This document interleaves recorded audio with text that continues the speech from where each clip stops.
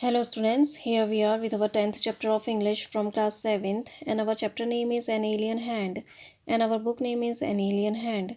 So take out your book and open page number 68 in your book. तो बच्चों अभी हम अपना 10th चैप्टर पढ़ रहे हैं 7th क्लास इंग्लिश का जो है an alien hand and in our previous video we had read till here. तो यहाँ तक हमने ये पढ़ा था कि जो टिल्लू है और उसके जो पेरेंट्स हैं वो एक मतलब वो एक प्लेनेट पर एक आर्टिफिशियल कंडीशंस में रहते हैं, तो मार्स ग्रह पे रहते हैं। तो जो उसके फादर होते हैं एक अंडरग्राउंड रास्ते से वह अपने काम पर जाते हैं और टिल्लू भी एक दिन उसी रास्ते पर जाता है। तो उसे वहाँ के जो सिक्योरिटी गार्ड्स होते हैं वो वापस घर भेज देते हैं। देन उसकी माँ उसे डांटती है कि वहाँ पर तुमको मना किया उस रास्ते से जाने के लिए, लेकिन फिर उसके फादर कहते हैं कि इसे मुझे अब समझाना होगा ताकि ये दोबारा से ऐसी चीज़ें ना करे। देन उसके पापा उसे एक्सप्लेन करते हैं कि मैं जिस सतह पर मैं काम करता हूँ वहाँ पर एक ऑर्डिनरी इंसान नहीं जीवित रह सकता है, क्योंकि वहाँ पर जो हवा है बहुत पतली है सांस लेने में और टेम्परेचर भी इतना कम है कि वहाँ पर आप जमकर क्या होगे, मर जाओगे। देन वो पूछता है कि पापा आप वहाँ पर कैसे मैनेज करते हैं, जीवित रहने के लिए आप कैसे मैनेज करते हैं। तो यहाँ तक हमने पढ़ा था। Now we will start from there. Because I go well equipped in a special suit with a reservoir of oxygen, क्योंकि मैं ऑक्सीजन के भंडार के साथ एक विशेष सूट में अच्छी तरह से सुसज्जित होकर जाता हूँ। I can keep warm and my boots are specially designed to make it easy for me to walk on the surface. मैं गर्म रहता हूँ या मैं अपने आप को गर्म रख सकता हूँ और मेरे जूते मेरे लिए सतह पर चलना आसान बनाने के लिए एक विशेष रूप से बनाए जाते हैं। वर्ड्स मोर मीन्स साथ ही साथ I have been trained to survive and work on the surface, और मुझे सतह पर काम करने और जीवित रहने के लिए प्रशिक्षित किया गया है। तो देखो उसके फादर कह रहे हैं कि मेरे पास जब मैं उस सतह पर जाता हूँ, सरफेस पे जाता हूँ, तो मुझे जो है एक स्पेशल जो मेरा सूट है उसको पहन के मैं जाता हूँ जिस पर ऑक्सीजन स्टोर हो सकती है और मैं अपने आप को गर्म रख सकता हूँ, और मेरे जूते भी जो हैं उस सरफेस पर मैं आसानी से चल सकूँ, इसलिए वह स्पेशली डिज़ाइन किए जाते हैं।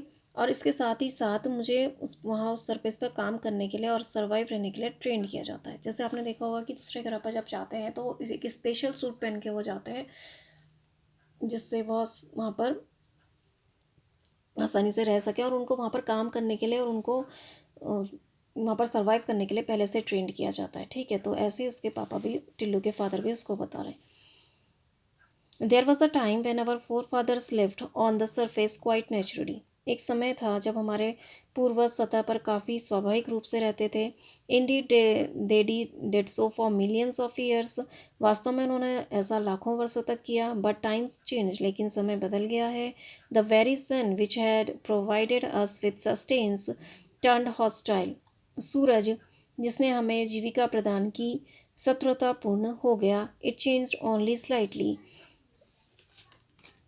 यह बदलाव थोड़ा था, but the change was sufficient to upset the balance of nature on this planet. लेकिन यह बदलाव इस प्लेनेट पर, इस ग्रह पर प्रकृति का संतुलन बिगाड़ने के लिए काफ़ी था। तो देखो अब उसके फादर कह रहे हैं, उसके पापा कह रहे हैं कि जो हमारे पूर्वज हैं वह इस सरफेस पर, इस सतह पर प्राकृतिक रूप से रहे और उन्होंने लाखों वर्षों तक ऐसा किया। लेकिन अब समय बदल गया है और जो सन जो है जिसने हमें आजीविका प्रदान की, अब वह शत्रुतापूर्ण हो गया है। हालांकि वह थोड़ा सा चेंज जो था, बदलाव जो था वह थोड़ा सा था, लेकिन यह इस बदलाव ने भी हमारे जो प्रकृति, इस प्लेनेट का, इस ग्रह का जो संतुलन है प्रकृति का, उसको बिगाड़ दिया। उसको बिगाड़ने के लिए यह काफ़ी था। तो देखो सूरज अब काफ़ी गर्म हो गया था। उनका कहने का मतलब था कि बहुत ज़्यादा गर्मी हो गई थी। ठीक है। First the birds became extinct, विलुप्त। तो पहले चिड़ियाएँ विलुप्त हुई। द एनिमल्स फॉलोड, जानवरों ने भी इस चीज़ का अनुसरण किया। The fish couldn't bear it any more either, हालांकि और मछलियाँ भी इसे और अधिक बर्दाश्त नहीं कर सकी, सहन नहीं कर सकी। We manage to survive only because of our superior technology, but we were force to live underground under artificial conditions. We manage to survive only because of our superior technology. हम केवल अपनी बेहतर तकनीकी के कारण ही जीवित रह पाए, but we were force to live underground under the artificial conditions. लेकिन हमें कृत्रिम कृत्रिम परिस्थितियों में भूमिगत रहने को मजबूर थे। तो कह रहे हैं कि जो हमारे फोर फादर्स थे वो नेचुरली रहे, उनको किसी चीज़ की ज़रूरत नहीं थी, आर्टिफिशियल कंडीशंस की उन्हें ज़रूरत नहीं थी। लेकिन अब समय बदल गया है और जो सूरज था वो अब शत्रुतापूर्ण हो गया है। हालांकि यह चेंज थोड़ा सा था, लेकिन फिर भी हमारे जो ग्रह है इसकी प्रकृति को या के संतुलन को बिगाड़ने के लिए यह चेंज भी तो बहुत था। तो पहले जो थी इस गर्मी से क्या हुई, जो बर्ड्स थी वह एक्सटिंक्ट हुई, यानी वो विलुप्त हुई। फिर एनिमल्स जो थे वो भी क्या हुए, उसी चीज़ का उन्होंने किया। यानी वहाँ पर पहले सर्दी बहुत ज़्यादा थी, जो सन जो था उसने उन्हें जीविका प्रदान की थी। लेकिन फिर वहाँ पर क्या हो गया था, वो कह रहे हैं कि उस ग्रह पे क्या है, बहुत ठंड है। तो जो सूरज था वो क्या हो गया, अपनी गर्मी कम हो गई वहाँ पर। ठीक है, तो उसी तरह से जो बर्ड्स थी वो मर गई वहाँ पर, एनिमल्स भी मर गए। फिर जो मछलियाँ थी वह भी उसको सहन नहीं कर सकी। तो उसके फादर कह रहे हैं हम केवल इसलिए रह पाए, जो हमारी जो टेक्नोलॉजी थी सुपीरियर, जो हमारी बेहतर जो तकनीकी थी उसके कारण ही हम जीवित रह सके। लेकिन हम जो हैं अंडरग्राउंड यानी भूमिगत परिस्थितियों में, कृत्रिम परिस्थितियों में भूमिगत जीवित रह जो भूमिगत हम रहने को मजबूर थे। तो देखो, यानी वहाँ पर सूरज जो था पहले तो थी, सही रोशनी थी कह रहे हैं उसके फादर, लेकिन जो फिर थी जो गर्मी थी वो कम होती गई। Thanks to solar energy we can generate sufficient power to make our life comfortable. सौर ऊर्जा के लिए धन्यवाद, हम अपने जीवन को आरामदायक बनाने के लिए पर्याप्त शक्ति उत्पन्न कर सकते हैं। But the machines which make this possible must always be in good working conditions. लेकिन मशीनें जो इसे संभव बनाती हैं उन्हें हमेशा कार्य करने की अच्छी स्थिति में होना चाहिए। Some of them are on the surface. I belong to the team whose responsibility is it to keep watch on them and to service them. उनमें से कुछ सतह पर हैं उनमें से कुछ सतह पर हैं, ठीक है। Some of them are on the surface, उनमें से कुछ सतह पर हैं। I belong to the team whose responsibility is to keep watch on them and to service them. मैं उस दल से संबंधित हूँ जिसकी जिम्मेदारी उन पर नज़र रखना और उनकी मरम्मत करना है। तो देखो, अब उसके फादर बता रहे हैं यहाँ पर कि किस तरह से चेंजेज आए प्लेनेट में। तो पहले जो सूरज था जिन्होंने जीविका प्रदान करी उन्हें, वो फिर उनका शत्रु हो गया। ठीक है, हालांकि जो वो बता रहे हैं कि ये जो चेंज आया वो थोड़ा सा था, लेकिन फिर भी हमारे जो ग्रह था उसका संतुलन बिगाड़ने के लिए यह चेंज काफ़ी था। तो इस तरह से पहले चिड़ियाएँ विलुप्त हुई, फिर एनिमल्स विलुप्त हुए, देन उसके बाद फिर जो मछलियाँ थी वो अभी से बर्दाश्त नहीं कर पाई, सहन नहीं कर पाई। तो उसके फादर कह रहे हैं हम सिर्फ जो सुपीरियर टेक्नोलॉजी हमारे पास थी, केवल उसी की वजह से हम सर्वाइव कर पाए और हमें फिर अंडरग्राउंड रहना पड़ा आर्टिफिशियल कंडीशंस में। ठीक है, और फिर सोलर एनर्जी जो है उसकी वजह से हम पावर जनरेट कर सकते हैं जिससे हम आरामदायक तरीके से रह सकें। लेकिन जो ये काम करती हैं, जो पावर जनरेट का काम करती हैं जो मशीनें, उन्हें हमेशा अच्छी कंडीशंस में होना चाहिए काम करने की।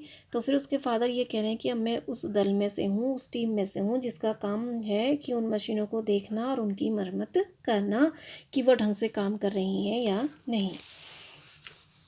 Daddy, can I join the team when I grow up? पिताजी, क्या मैं उस दल को शामिल हो सकता हूँ जब मैं बड़ा हो जाऊँ? Of course if you want to, बेशक यदि आप चाहते हो, सेड हिज फादर, उसके पिता ने कहा। But for that you must be a good boy, लेकिन इसके लिए तुम्हें एक अच्छा बच्चा बनना होगा, एक अच्छा लड़का बनना होगा। And do as your parents tell you, और ऐसा ही करना होगा जैसे आपके माता पिता आपसे कहते हैं। His mother had as usual the last word, उसकी माँ की हमेशा की तरह उसकी माँ के यहाँ अंतिम शब्द थे। तो उसकी माँ जब वो अपने पापा से कहता है कि क्या मैं भी ज्वाइन कर सकता हूँ इसे, तो उसके पापा कहते हैं क्यों नहीं, लेकिन अगर तुम चाहते हो तो तुम भी जब बड़े हो जाओ तो उस टीम को ज्वाइन कर सकते हो। तो उसकी माँ उससे कहती है कि लेकिन इसके लिए तुम्हें एक अच्छा लड़का बनना होगा और ऐसा ही करना होगा जैसे आपके पेरेंट्स आपसे कहते हैं। तो उसकी माँ के पास हमेशा यही वर्ड होते हैं जो वह कहती। नेक्स्ट है, the big TV screen in the control room shows an alien space craft. नियंत्रण कक्ष में एक बड़ी टीवी स्क्रीन पर बड़ी टीवी चित्रपट पर एक विदेशी अंतरिक्ष यान दिखाता है। The question whether there is a life on the other planet exercises everybody's mind. हर किसी के दिमाग में यह सवाल प्रयोग करने लगता है, क्या अन्य ग्रह में जीवन है? तो क्या अन्य ग्रह में जीवन है, यह सवाल हर किसी के दिमाग पर प्रयोग करने लगा। The president of the central committee is about to make an important statement. केंद्रीय समिति के अध्यक्ष एक महत्वपूर्ण कथन कहने वाले थे। तो देखो अब इसमें नेक्स्ट जो पार्ट आप पढ़ोगे उसमें जो उनकी टीवी कंट्रोल रूम में एक बड़ी स्क्रीन होती है टीवी की, उसमें एक विदेशी वायुयान उन्हें दिखता है, अंतरिक्ष यान उन्हें दिखता है। तो लोगों का दिमाग में फिर ये क्वेश्चन आने लग जाता है कि क्या दूसरे ग्रह में भी जीवन है। तो जो प्रेसिडेंट होते हैं सेंट्रल कमेटी के, वह अब एक इम्पोर्टेंट स्टेटमेंट बताने जाते हैं, वह एक इम्पोर्टेंट कथन कहने जाते हैं। Next day when Tillu's father went to work, he found the control room full of excitement. अगले दिन जब टिल्लू के पिताजी काम पर गए, उन्होंने नियंत्रण कक्ष को उत्साह से भरा पाया। People were crowded round the big TV screen. बड़े टीवी चित्रपट पर लोगों की भीड़ लगी थी। It showed a dot in an otherwise clear background. इसने एक साफ पृष्ठभूमि पर एक बिंदु दिखाया। तो देखो जब नेक्स्ट डे जब उसके पिता टिल्लू के पिता जो काम पर जाते हैं वो देखते हैं कि कंट्रोल रूम पर जो कंट्रोल रूम है यानी जो नियंत्रण कक्ष है उस पर लोग फुल ऑफ एक्साइटमेंट है, यानी वो उत्साह से भरा है। और लोग जो हैं वो एक बड़ी टीवी की स्क्रीन के सामने भीड़ लगा के खड़े हैं। और वह उस टीवी स्क्रीन पे क्या दिख रहा है, एक साफ जो पीछे का जो उसका साफ बैकग्राउंड है, पृष्ठभूमि पीछे की साफ है, उसमें क्या दिख रहा है, एक डॉट दिख रहा है, एक छोटा सा बिंदु दिख रहा है। It isn't a star for its changing its position. यह एक तारा नहीं हो सकता, यह एक सितारा नहीं है क्योंकि यह अपनी स्थिति बदल रहा है। Our computer has given a trajectory for this thing. हमारे कंप्यूटर ने इस चित्र के लिए एक प्रक्षेप पथ दिया है। It's heading towards us. यह हमारी ओर बढ़ रहा है। The supervisor of the last shift explained. अंतिम पाली के पर्यवेक्षक ने समझाया। तो देखो अब वो कह रहे हैं कि यह स्टार नहीं हो सकता, एक तारा नहीं है क्योंकि ये अपनी स्थिति को बदल रहा है और हमारा जो कंप्यूटर है इसने पहले ही इसके बारे में हमें बता दिया है और जो ये हमारी ओर बढ़ रहा है। तो जो लास्ट शिफ्ट का जो सुपरवाइज़र है वो ये कहता है, a spacecraft Tillu's father asked. एक अंतरिक्ष यान टिल्लू के पिताजी ने पूछा। But by now he was joined by his teammate on the new shift. अब तक वह अपने साथियों के साथ नई पारी की में शामिल हो गए थे। So we think but it needs watching. ऐसा हम सोच सकते हैं लेकिन यह देखने की ज़रूरत है। तो उसके पिताजी वो कहते हैं कि जिन्होंने अब नई जो शिफ्ट थी, नई जो पारी थी, तो उसमें जो नई पाली में जो काम शुरू होने वाला था उसमें जब उन्होंने अपनी टीम को ज्वाइन कर लिया था तो उसके पिता पूछते हैं कि क्या यह एक स्पेस क्राफ्ट है। तो वो कहते हैं कि ऐसा हम सोच सकते हैं लेकिन हमें इसको देखना पड़ेगा। Now turn the page. A space craft एक अंतरिक्ष यान। बट वेयर फ्रॉम कहाँ से। अ स्पेस क्राफ्ट तो एक वायुयान या एक अंतरिक्ष यान, लेकिन कहाँ से, फ्रॉम वेयर फ्रॉम कहाँ से। The solar system wasn't known to have any life anywhere else except on their planet. सौरमंडल को उनके ग्रह को छोड़कर कहीं और किसी भी जीवन का पता नहीं था। Tillu's father record the ancient days recorded in the archives at the central bureau when their ancestor had a well-developed space program and had searched the solar system with manned and unmanned spacecraft and found that they were indeed alone. Tillu's father recalled the ancient days recorded in the archives at the Central Bureau. Tillu के पिता ने केंद्रीय विभाग में अभिलेखागार में दर्ज प्राचीन दिनों को याद किया। When their ancestor had a well-developed space program, जब उनके पूर्वजों के पास एक अच्छी तरह से विकसित अंतरिक्ष कार्यक्रम था, and had searched the solar system with manned and unmanned spacecraft, और मानव युक्त और मानव रहित अंतरिक्ष यान के साथ सौर प्रणाली की खोज की थी, and had searched the solar system and found that they were indeed alone, और पाया कि वे वास्तव में अकेले थे। Now in the days of the energy shortage and underground life, they had no space program. अब ऊर्जा की कमी और भूमिगत जीवन के दिनों में उनके पास कोई अंतरिक्ष कार्यक्रम नहीं था। They could only watch importantly from their vantage point. वे केवल अपने सुविधाजनक स्थान से निर्बलतापूर्वक देख सकते थे। इम्पोर्टेंटली मीन्स होता है निर्बलतापूर्वक। वेंटेज पॉइंट मीन्स होता है सुविधाजनक स्थान।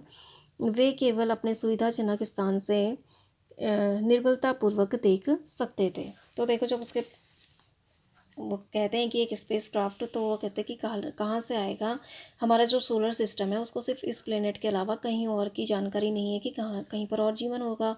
तो फिर जो टिल्लू के फादर हैं उसको याद आता है कि कैसे जो उनके अभिलेख, जो सेंट्रल ब्यूरो में जो उनके अभिलेख लिख रखे थे, उनसे वो याद करते हैं कि कैसे उनके जो फोर फादर्स थे उनके पास वेल डेवलप्ड स्पेस प्रोग्राम थे, और जो उन्होंने मानव रहित और मानव युक्त जो सोलर सिस्टम खोजे थे उनके बारे में भी उन्होंने पता किया कि वह अकेले थे। ठीक है, लेकिन आज के दिनों में जो एनर्जी शॉर्टेज है और जो अंडरग्राउंड लाइफ है, उन हमारे पास क्या है, अच्छे जो स्पेस प्रोग्राम नहीं है कहते हैं वो, और हम बेबस होकर सिर्फ अपने वेंटेज पॉइंट से सिर्फ बेबस होकर देख सकते हैं। हु वर दीज स्ट्रेंजर्स, वे अजनबी कौन थे। The conference room in the Central Bureau was so quiet that an outsider would have thought it was empty. केंद्रीय विभाग के सम्मेलन कक्ष में इतनी शांति थी कि बाहरी व्यक्ति को ऐसा सोचेगा कि यह खाली था। ठीक है, तो जो उनका कॉन्फ्रेंस रूम था उसमें इतनी शांति थी कि जो बाहर से अगर कोई आउटसाइडर होगा, जो बाहर वाला व्यक्ति, वह सोचेगा कि वहाँ खाली है, यानी उसके अंदर कोई नहीं है। फार फ्रॉम इट, इससे दूर। It was full to capacity but the members of the central committee were unusually quiet. यह क्षमता से भरा था, लेकिन केंद्रीय समिति के सदस्य असामान्य रूप से शांत थे। They knew that the president was going to make a monotonous announcement. वे जानते थे कि अध्यक्ष एक महत्वपूर्ण घोषणा करने जा रहे हैं। मोनोटोनस मीन्स होता है महत्वपूर्ण, momentous, sorry. They knew that the president was going to make a momentous announcement. Momentous means होता है सबसे महत्वपूर्ण। वे जानते थे कि अध्यक्ष एक सबसे महत्वपूर्ण घोषणा करने जा रहे हैं। तो कह रहे हैं कि उनका जो कॉन्फ्रेंस रूम था उसमें बड़ी शांति थी, हालांकि उसमें सभी लोगों को क्षमता थी, सभी लोगों को मेंबर्स को इकट्ठा करने की, लेकिन वैसे ही वो लोग शांत थे, और जो उनका प्रेसिडेंट थे वो अभी कुछ महत्वपूर्ण घोषणा करने जा रहे थे। Colleagues, I will give you the report as I have it. सहकर्मियों, मैं आपको एक आख्या दूंगा जो कि मेरे पास है। While I speak there may be a change in this situation. While first speak there may be a change in this situation. जब वे बोलते हैं तो वहाँ पर स्थितियों में बदलाव हो सकता है। The president paused to get his papers in order and then continued. अध्यक्ष ने अपने कागजात को प्राप्त करने के लिए रुके और फिर जारी रखा। Two spacecraft are approaching us. दो अंतरिक्ष यान हमारी ओर आ रहे हैं। One is in fact orbiting our planet while the other is still far away. एक वास्तव में हमारे ग्रह की परिक्रमा कर रहा है जबकि दूसरा अभी दूर है। We guess that they are coming from our neighbouring planet. हमारा अनुमान है कि वे हमारे पड़ोसी ग्रह से आ रहे हैं। हाउ शुड वी रिएक्ट, हमें कैसे प्रतिक्रिया करनी चाहिए। Number 1 your views please. Number 1 आपके विचार, कृपया अपने विचार बताइए। तो देखो, अब जो उनके प्रेसिडेंट होते हैं वो अपने जो सहकर्मी होते हैं उनसे कहते हैं कि मेरे पास जो रिपोर्ट्स हैं मैं आपको बताऊंगा। और जैसे ही वो बोलते हैं तो जो वहाँ पर परिस्थितियाँ होती हैं उनमें कुछ बदलाव आता है, और फिर वो अपने पेपर लेने के लिए रुकते हैं और फिर जारी रखते हैं अपना बोलना। फिर वो कहते हैं कि 2 स्पेस क्राफ्ट हैं वो हमारी तरफ आ रहे हैं, और एक हमारे जो हमारे और जो हमारे एक हमारे उसमें से ग्रह की परिक्रमा कर रहा है, जबकि दूसरा भी हमसे दूर है। और फिर वो कह रहे हैं कि मेरा अनुमान है कि वो हमारे जो नाइबरिंग प्लेनेट है, हमारा जो पड़ोसी जो ग्रह है उससे आ रहे हैं, और हमें कैसे रिएक्ट करना चाहिए, हमें कैसे प्रतिक्रिया करनी चाहिए, वो कह रहे हैं। फिर वो नंबर 1 योर व्यूज़ प्लीज़। तो नंबर 1 एक जो उनके नंबर दिए हुए पर आदमियों के जो वहाँ पर काम करते हैं उनको नंबर 1, नंबर 2, नंबर 3 ऐसे नाम दिए गए हैं। तो नंबर 1 जो आदमी है उससे वो पूछ रहे हैं, जिसका नंबर 1 है, उससे वो पूछ रहे हैं कि आपके व्यूज़ क्या हैं, इसके बारे में आपकी प्रतिक्रिया क्या है, आप प्लीज़ ये बताएं। ठीक है, तो अभी हम इतना ही पढ़ेंगे। I hope you understand this. Thank you and have a nice day.